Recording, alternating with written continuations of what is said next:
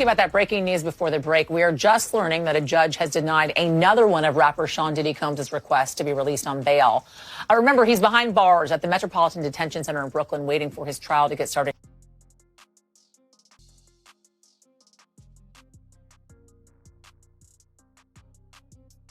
This for us.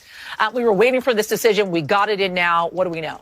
All right. Well, it's 5 pages, and the takeaway here is that the judge is saying that no condition or combination of conditions will reasonably assure the safety of the community. And that was what New York prosecutors were saying. I was in court twice last week, and I listened to these prosecutors say that he was a danger to the community. And they showed that video, that surveillance video of him from 2016 brutally beating his then girlfriend, Cassie Ventura, saying that he has a propensity to violence, and that alone is a reason why we cannot agree to the proposed bail package. Now, his team had offered $50 million, a home of his in Miami as collateral, and they said that he would live in an apartment on Manhattan's Upper East Side, monitored by 24-hour security, that he would only talk to his attorneys, that he would only have, certain family members on a pre-approved list, and that, he would actually be under stricter conditions than he is at the jail in Brooklyn. But clearly, this is the third time. Yeah. This judge not buying it. What was Diddy like in court? You were there twice last week. What was his demeanor like? I mean, he was smiling on Friday, turned around and looked at his children. All of his children were there except for his infant child. His mother was there. He looked a little thinner. He looked a little worse for wear. But he has seemed upbeat and positive. And a few days earlier on Wednesday, so a week ago today, his legal team had a win, because his team was able to say that New York prosecutors wrongly obtained 16 pages of notes from his jail cell during a routine sweep, that it had his defense strategy, it had witnesses that they planned to call at the criminal trial in May, and the judge agreed that those should have been protected under attorney-client privilege. So there was a feeling today among reporter friends of mine and people in the building here that, maybe there's a chance that the judge, given he's taking several days to think about this, he asked for both sides to write a letter, that he might release him. But this is the third time. His team, we're waiting for a response from them, from his legal team. They could appeal again. But we were talking to Danny Savalos earlier, and he said, they would have to propose something new and different to potentially be successful for a fourth attempt. A judge has denied rapper Sean Diddy Combs' request for bail for the third time. He is being held at the Metropolitan Detention Center in Brooklyn while awaiting trial. Prosecutors argue that Diddy is a danger to the community, citing disturbing footage from 2016 showing him allegedly attacking his then-girlfriend, Cassie Ventura. Despite offering a $50 million bond and a plan for strict surveillance, the judge rejected his request. Diddy's legal team is now considering their next steps. Diddy, for the first time since a disturbing video from 2016 surfaced showing the superstar violently assaulting his then-girlfriend. Sean Combs says he's disgusted by his own actions and not asking for forgiveness. Adrian Broaddus has more, with a warning that some of what you're about to see is hard to watch. I'm so sorry. Tonight, a 67-second apology from Sean Combs. But I make no excuses. My behavior on that video is inexcusable. Diddy publicly denied all the allegations against him, but now? I was disgusted then when I did it. I'm disgusted now. I went and I sought out professional help. Ventura filed a lawsuit against Combs in November, stating that around March of 2016, at a former Intercontinental Hotel in Century City, Mr. Combs became extremely intoxicated and punched Miss Ventura in the face, giving her a black eye. It was settled less than 24 hours later. Today, Ventura's attorney responding, Combs' most recent statement is more about himself than the many people he has hurt. It's an admission likely without a lot of consequence. Could this video mean anything for future cases? If Diddy is sued civilly or prosecuted for other crimes, then it might be possible to get these videos into evidence. The L.A. District Attorney says the case is outside the statute of limitations. I'm committed to be a better man each and every day.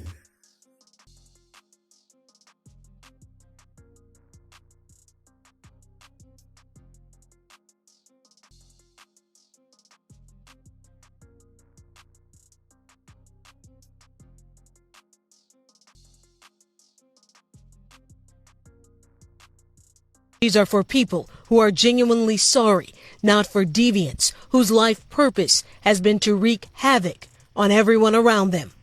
Adrian Broadus. Once a powerful figure in music, Sean Diddy Combs is now facing serious consequences. A 2016 video showing Diddy assaulting his then-girlfriend Cassie Ventura has resurfaced. Diddy has publicly apologized, calling his actions inexcusable and stating that he sought help after the incident. However, Ventura's lawyer argues that his apology doesn't acknowledge the harm caused to the victims. While the case is closed criminally, the video could still affect future lawsuits or legal cases. Diddy's reputation has taken a hit, and he now faces a much harder reality behind bars. Miami mansion to hell on earth where chaos reigns. Just some of the words used to describe the Metropolitan Detention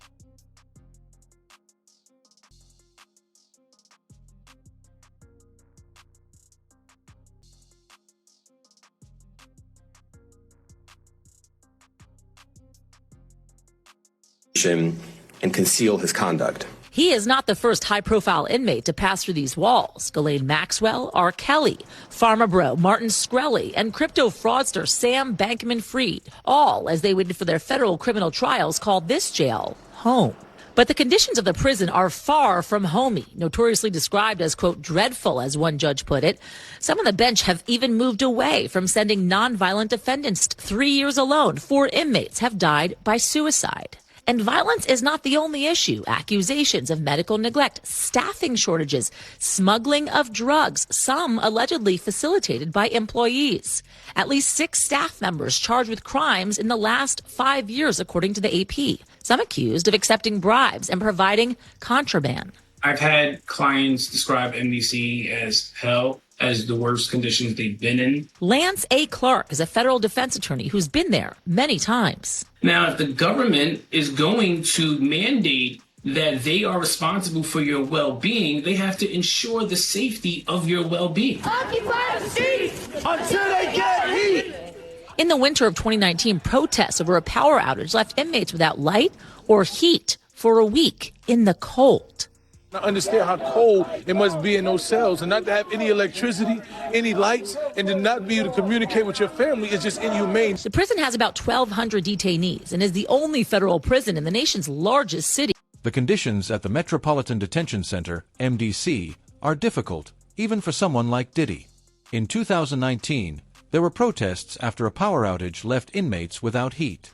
Now, Diddy is experiencing these harsh conditions firsthand. Those individuals allegedly included high-ranking supervisors in the business,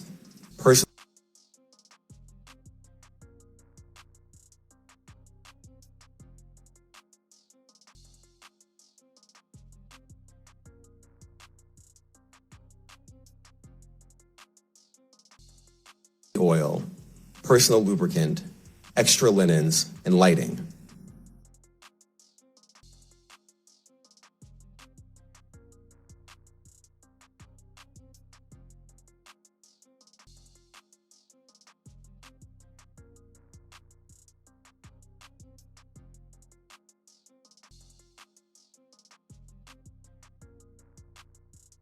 March 2016 incident at the LA hotel that I mentioned earlier, a member of the hotel security staff intervened, and Combs attempted to bribe the staff member with a stack of cash to make sure that what happened was kept quiet.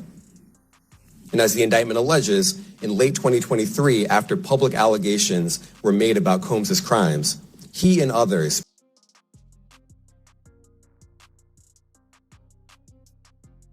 happened earlier today. Alex, there was already a hearing earlier this week looking at notes taken out of Sean Combs' cell. How could that impact his chances at bail? His team says that raiding his cell, monitoring his calls, is not allowed and not fair to allow him to prep for a trial.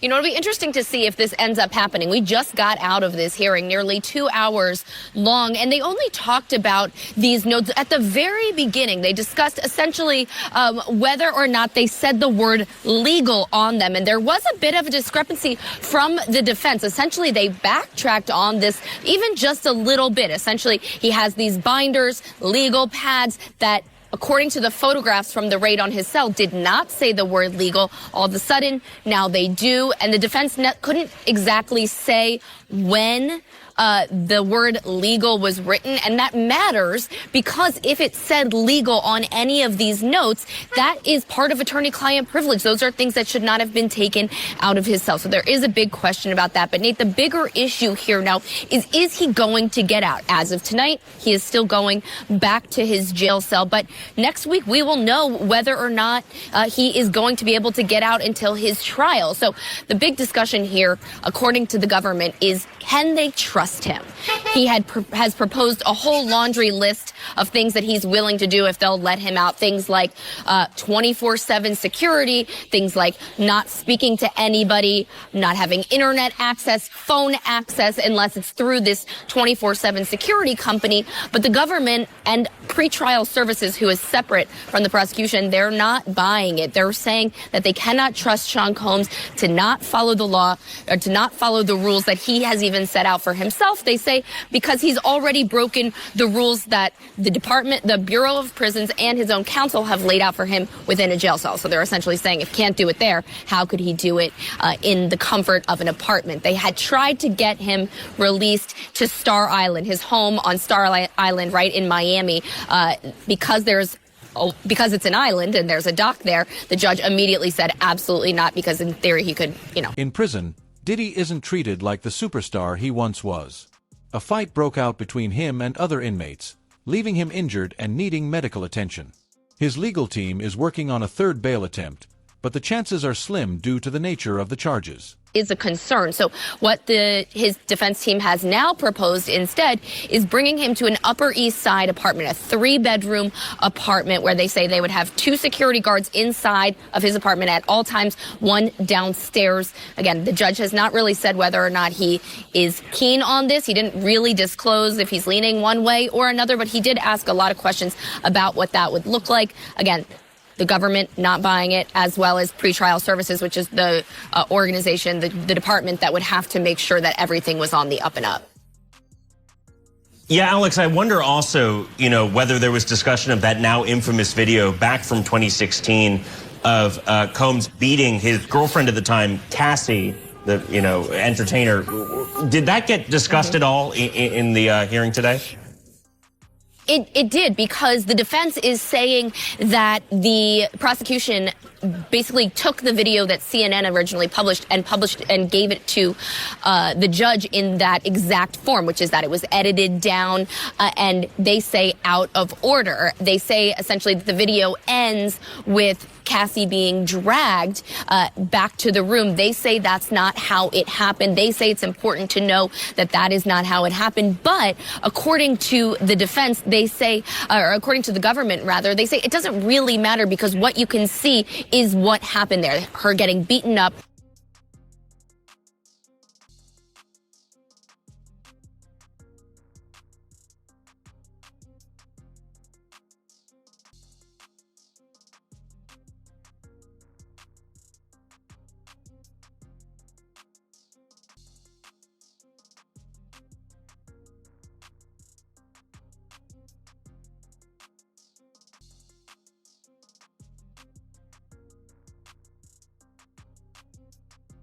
Defense maintains that that wasn't the case. They maintain that the fight actually happened because he was just trying to get his phone and clothing back.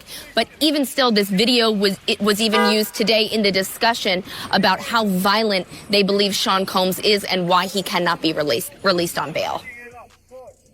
Yeah, Alex, I read about 90% politics all day long, but I mean, this is one of the stories that, breaks through, especially coming from the entertainment industry. Such a big entertainer for such a long time. Safe to say that this story not going anywhere anytime soon.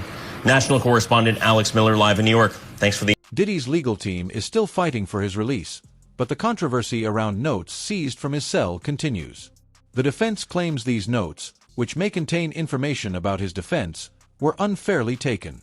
His team has also proposed strict conditions for his release, but the judge remains unconvinced. After a judge denied his request for bail a second time, and the place where he's locked up now getting a lot of attention.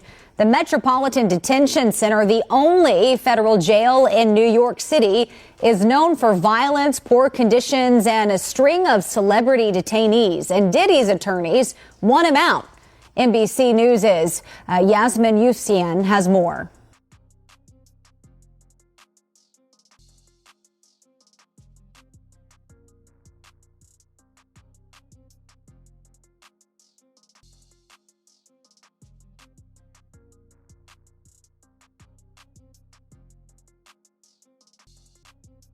Pharma bro Martin Shkreli and crypto fraudster Sam Bankman-Fried, all as they waited for their federal criminal trials, called this jail home.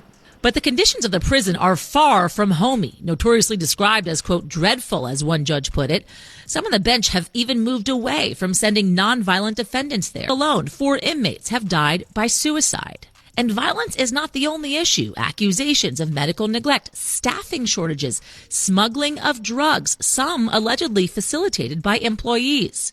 At least 6 staff members charged with crimes in the last 5 years, according to the AP. Some accused of accepting bribes and providing contraband. I've had clients describe NBC as hell, as the worst conditions they've been in. Lance A. Clark is a federal defense attorney who's been there many times. Now, there are questions about why Diddy was targeted in prison.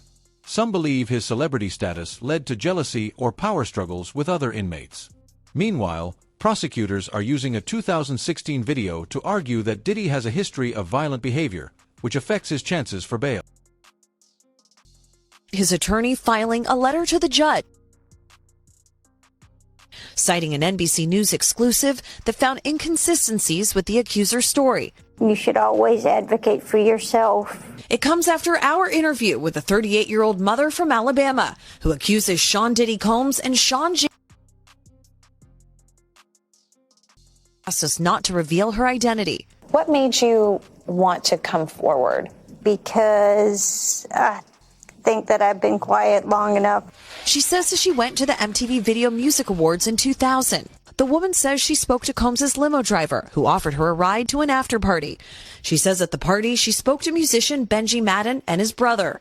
I'm talking to Benji Madden about his tattoo. It's the Last Supper.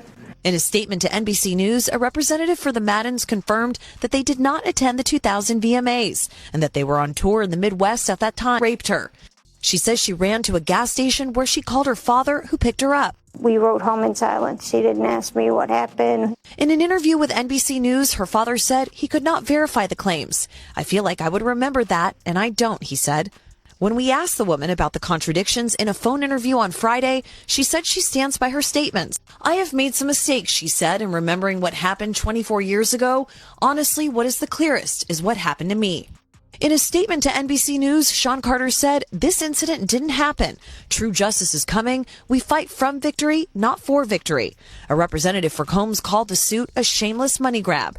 Is any part of you scared coming out against such powerful people? I'm scared of what could happen, but I'm more afraid of letting it eat me alive from the inside out. Chloe Malas. Diddy's fall from grace has become a major public story. He's trying to repair his reputation, but there are doubts about whether charm and money can protect him from the consequences of his actions. His associate, Sean, is also behind bars, and his bail requests have been denied. This is Michael Moore. Michael's with me now. Let's just deal with the, if you will, the logistics before we turn to the gravamen. The refusal of bail in these circumstances, bearing in mind he'd flown to New York to turn himself in, so he was preempted by the police. Are you surprised that he was refused bail?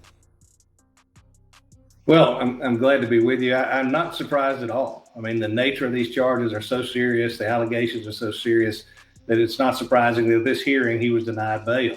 The judge has to look at things like whether or not he could be expected to return to court. Does he have the manner and means to perhaps evade law enforcement and not appear? Is he a flight risk, in other words? And so I think at this point, the judge has decided that the fact that he was doing these acts in secret did not obviously lend much to his statements that he will be open and available. So I'm not surprised at all. But again, we will see what the district judge now does since the case has been, or the decision has been at least appealed up, whether or not there are some terms of bail that might make the court comfortable that he will show up for court. Now, turning to the charges themselves, they are amongst the most serious, which would involve very long periods of incarceration if convicted.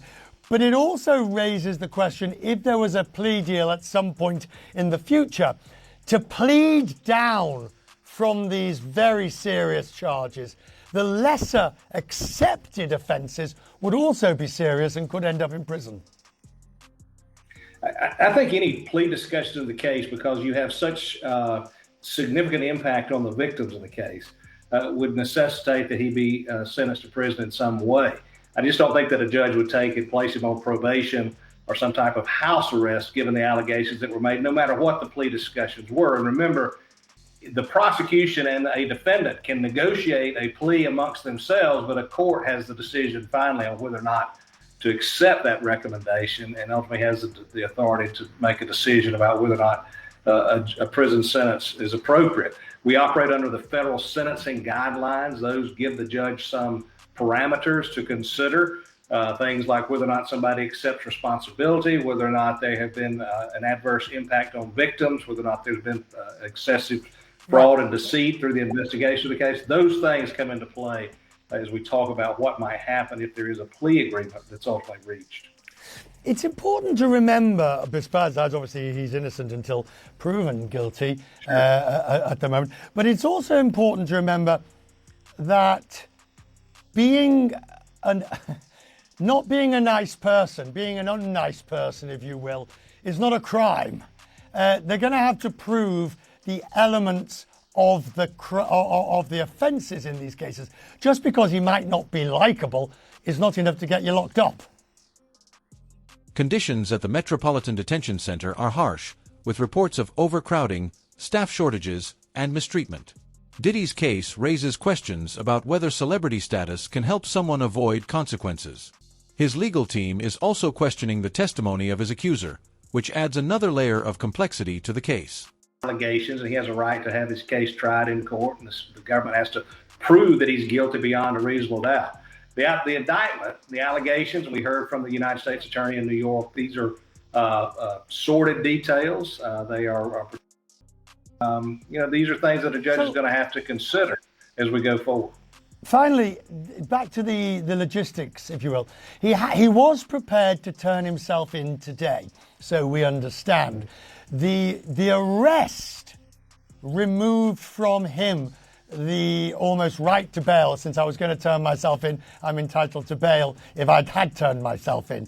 By arresting him, the prosecution removed that possibility. Well, they certainly removed the argument for him to make that he had turned himself in. It's mighty hard to, when you fly into town on a jet and you're there to argue that there's no possible way you could be a flight risk.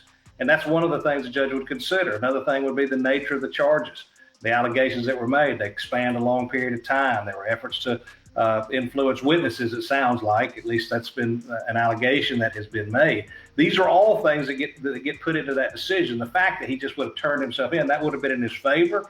But there are so many other factors at play that it wouldn't have surprised me to see a court dig into those a little bit in making a decision whether bail would be appropriate. And at this stage, a judge has determined that bail is not appropriate. He has a right, and has done apparently so, to appeal that decision and have another hearing on it. At that time, his lawyers will have a chance to make these arguments about the efforts that he was making to cooperate and to get there. The term cooperation, frankly, sometimes gets to be a little loosey-goosey, depending on who's wanting to use the argument to their benefit.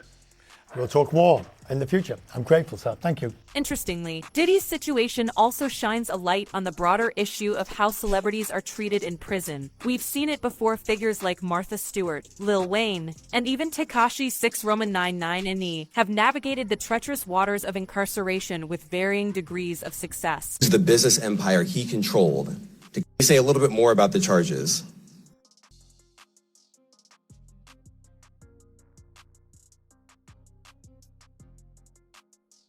As alleged, Combs used force, threats of force, and coercion to cause victims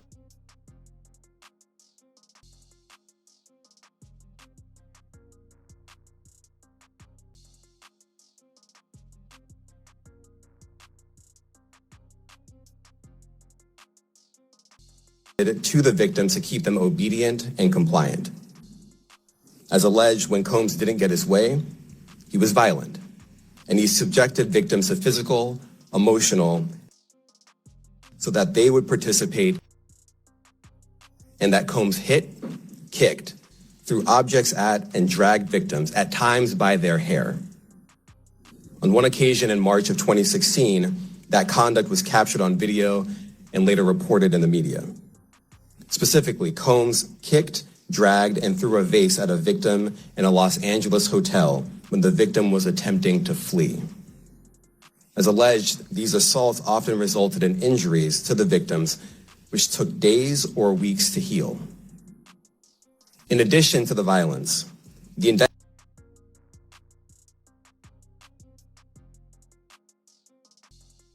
he used the embarrassing and sensitive recordings he made of the freak-offs as collateral against the victims. And the indictment alleges that he maintained control over the victims in several ways, including by giving them drugs, by giving and threatening to take away financial support or housing, by promising them career opportunities, by monitoring their whereabouts, and even by dictating their physical appearance. Because of all of this, the indictment alleges that the victims did not believe they could refuse Combs without risking their security or facing more abuse. The indictment also alleges other acts of violence undertaken by Combs.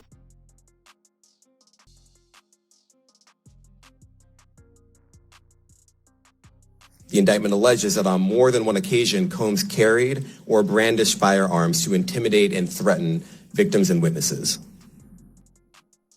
Now, Combs did not do this all on his own. As I mentioned, Combs has been charged with RICO conspiracy. He used his business